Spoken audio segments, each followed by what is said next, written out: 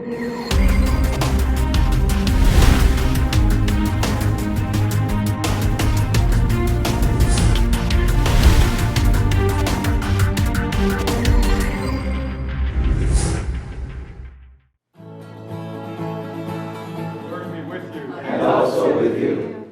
reading from the Holy Gospel according to Matthew. Glory to you, Lord.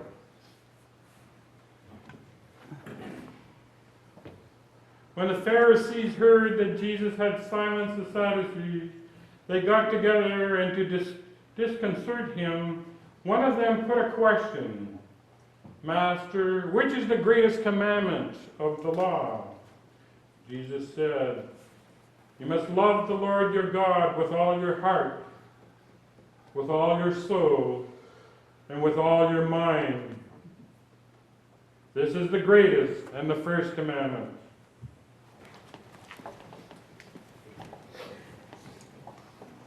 If Carlos was here, I would begin by saying, love one another. Love one another. Love one another. And in a sense, there's not a whole lot that I can add to the gospel. I really don't know if we need to explain it. We've been talking about love for God this whole weekend. We've been talking about being evangelizers, reaching out with the gospel on the weekend. And that's a sign of our love for neighbor. And obviously, if we're looking for some kind of a description, the first reading gives us a description about how we love our neighbor. Let's not bring in profit or greed or abuse of one another into our relationships with others. Loving neighbor means eliminating those things. And yet I want to share a story with you about loving that I just heard last week. One of the bishops at our meeting shared it with us, and I think it might be a good reflection for you and me. This bishop was talking about one of his brother priests who belonged to a religious community. And this priest had to undergo a serious operation. And while he was on the operating table, it wasn't operating on his heart, it was something else, he died. Or at least he seemed to die for I don't know how many minutes. And yet they were able to get his heart pumping again and brought him back, and he survived the operation. After a month in the hospital, he returned home to the community house of these priests, and one night after dinner, the bishop was saying he was there, they sat around after dinner to talk, and he asked the priest, I think his name was Vincent, Father Vincent, he said, what was it like? Do you recall that operation, the time you were sick? And the priest did. This is what he said.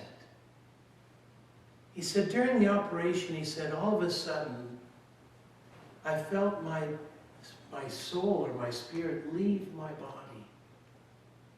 He said, for a while there, I was floating over the doctors and the nurses, and I saw them, and they were working frantically on my body, maybe trying to get my heart started again. I was floating over them, and I saw that, he said, as clearly as I could. And then he said, and we've all heard stories like this, he said, I was drawn to a bright light.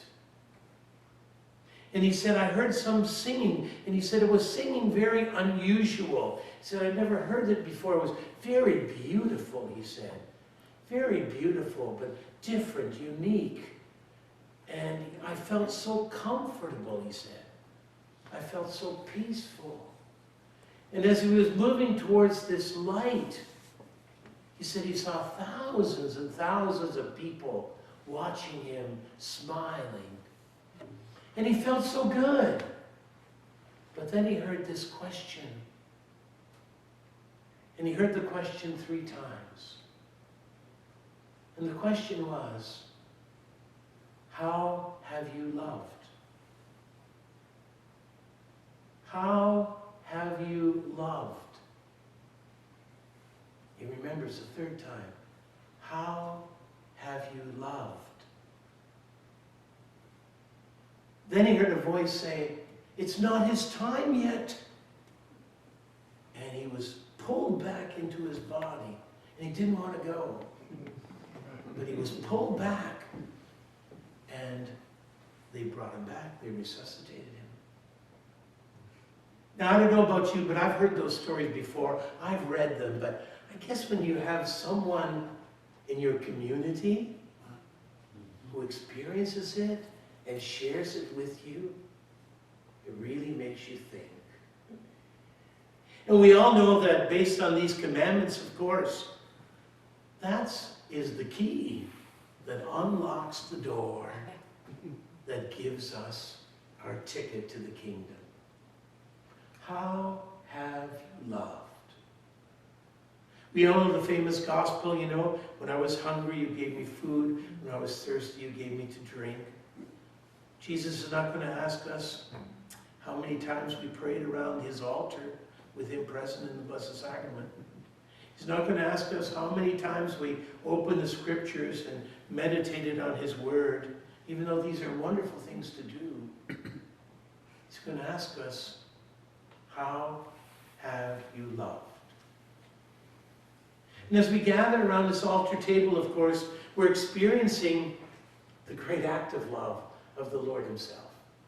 We're entering into it, becoming a part of it, a part of that loving action. And how fortunate we are. But these challenges from the scriptures, the challenge of the gospel with the greatest commandments from Jesus, are not to dishearten us. They're to challenge us, of course. But I think at the same time, not only does the Lord challenge us, but as the scriptures did today, they reassure us. They challenge us, but they reassure us. In other words, somebody said this morning, don't be afraid. Somebody else said, my grace is enough for you. And that's what St. Paul was telling the Thessalonians. You know, in spite of difficulty and adversity, you listened, you opened your heart, you accepted Jesus, and you know, that joyfulness that you share in opening yourself to the Lord is not only known among your people, everywhere people know it. It has spread throughout the kingdom, and they're all rejoicing because of you, and because of your love, because of your faith. And I think that's a reassurance for us too. Sometimes we as people, I guess, maybe we demand more from us than maybe the Lord would. I'm not sure. We sometimes are a little hard on ourselves.